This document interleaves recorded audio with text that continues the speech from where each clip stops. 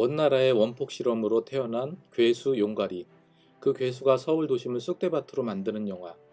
당시 일본의 특수 촬영 기술과 한국의 장르적 상상력이 결합된 한국 최초의 괴수 영화로 등장한 영화가 있습니다. 파괴의 시각적으로 굉장히 스펙타클이 강조된 영화였고요.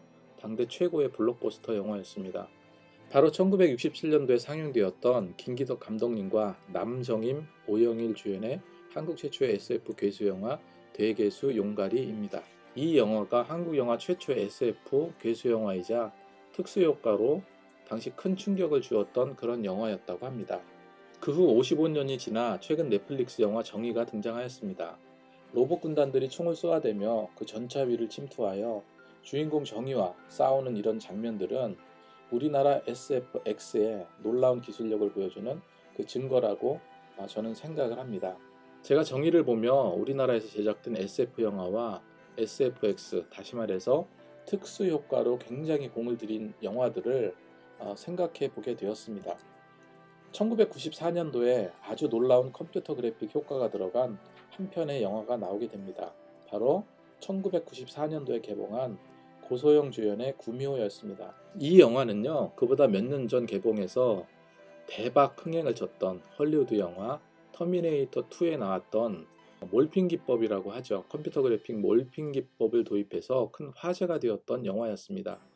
터미네이터 2에서 금속의 액체가 모여서 터미네이터로 변화하는 효과라든가 감옥에 갇혀있던 터미네이터가 감옥 창살을 뚫고 나오는 장면들은 당시에 굉장히 큰 놀라움을 주었던 그런 최고의 SFX 효과였습니다.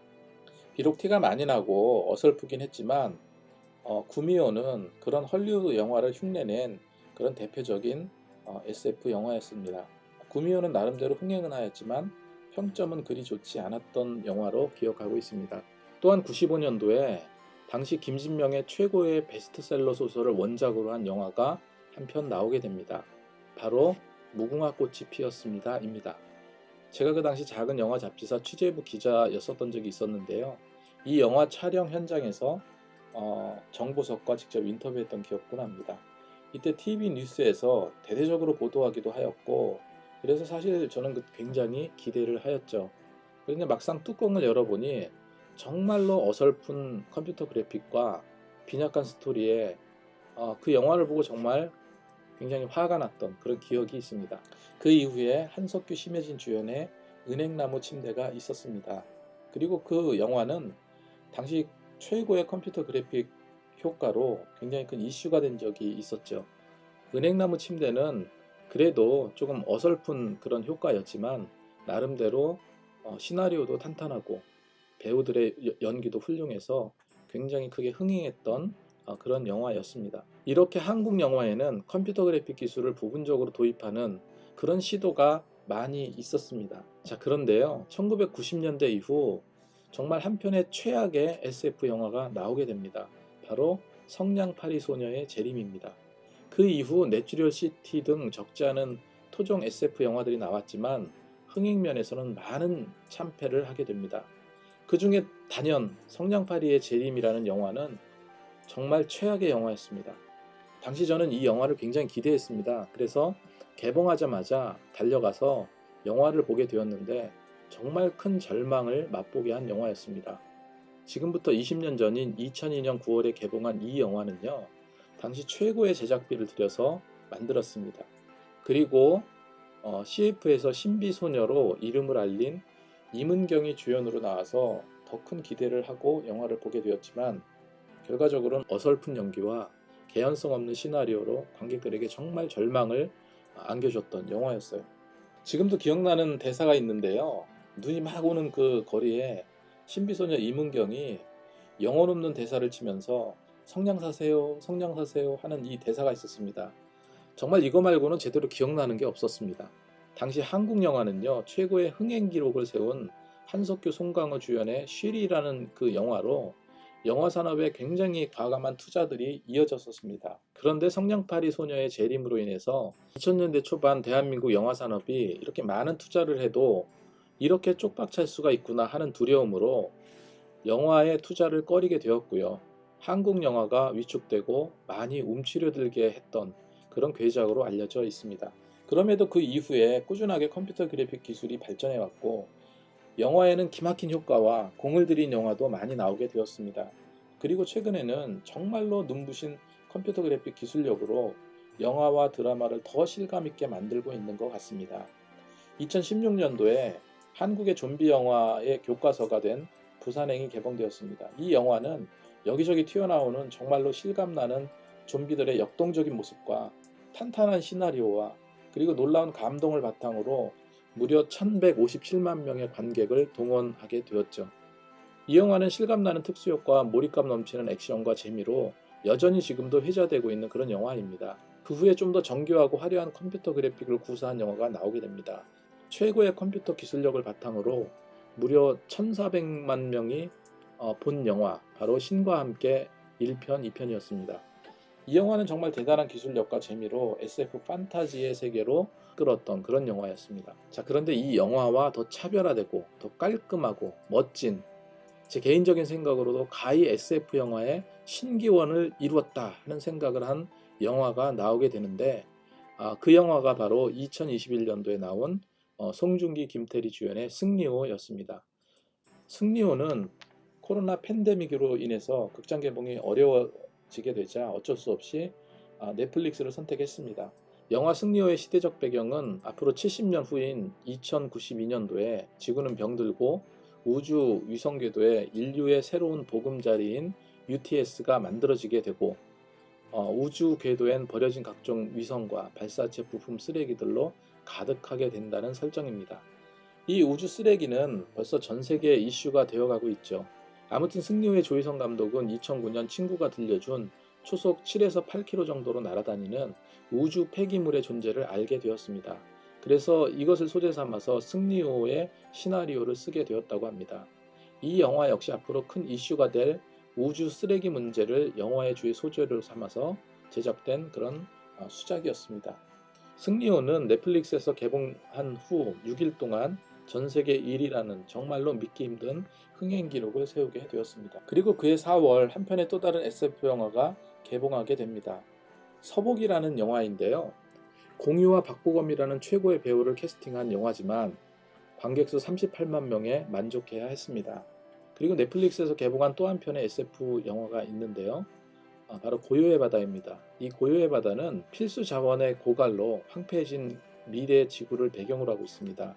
특수임무를 받고 달에 버려진 연구기지로 떠난 정예 대원들의 이야기를 담은 그런 드라마인데 내용은 참신하고 제 개인적으로도 스릴러적 요소가 적당히 가미되어 있어서 개인적으로는 나름 꽤 재밌게 봤던 그런 드라마였습니다.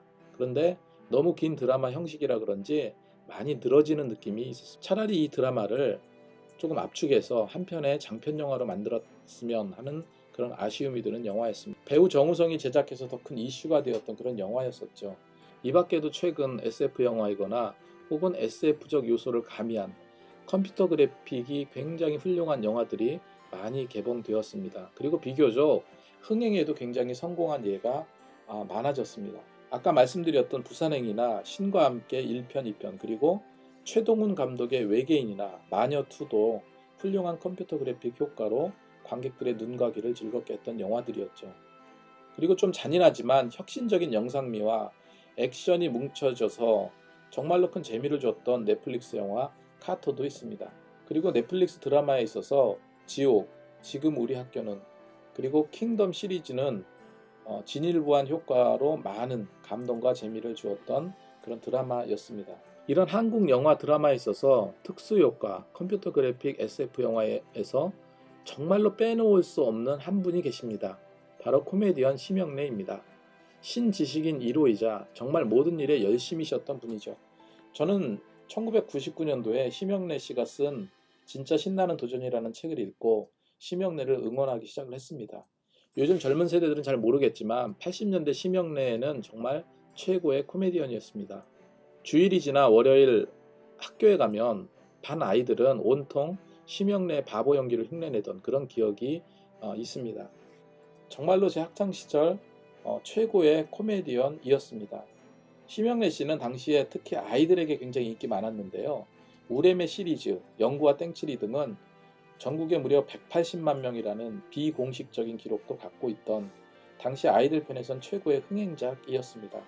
그리고 당시에 저예산 영화에 그냥 영화를 대충 만드는 방식으로 B급 영화계의 대부라고 할 수 있는 남기남 감독이 계셨는데 주로 저예산 영화를 많이 찍었고 특히 요즘 7080 세대들에겐 어린이 감독으로 유명하셨다고 합니다. 심영래 씨는 남기남 감독님과 함께 많은 영화에 출연을 하였는데 대략 한 4, 50편의 영화가 넘는 것으로 알고 있습니다.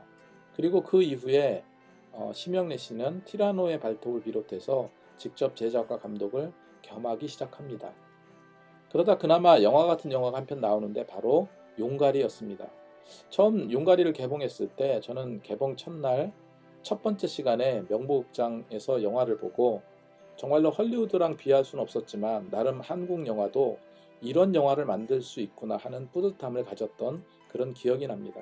그리고 용가리 개봉 얼마 후 컴퓨터 그래픽을 다시 수정해서 재상영한 적이 있었습니다. 그때도 저는 신지식인 1호인 심영래 씨를 응원하고 싶은 마음으로 또다시 지금은 사라진 스카라 극장에 가서 혼자 또다시 용가리를 본 기억이 납니다. 용가리 이후에 디워라는 영화가 또 나왔습니다. 일명 국뽕 마케팅으로 흥행에 성공하였고 용가리보다는 많이 나아졌지만 어색한 연기와 개연성 없는 시나리오로 정말 많은 욕을 얻어먹은 그런 영화가 되었습니다. 검색을 해보니까 디워2도 2020년도에 제작되었다 이렇게 나오는데 이게 영화가 완성된 건지 국내 개봉은 안 한 것 같은데 어떻게 된 건지 잘 모르겠습니다. 2016년도에 중국에서 190억의 투자 계약을 했다고 기사가 나와 있습니다. 그런데 그 이후로 다른 어떤 기사는 없었어요. 그래서 이 영화가 제작된 건지 아니면 취소된 건지 잘 모르겠습니다.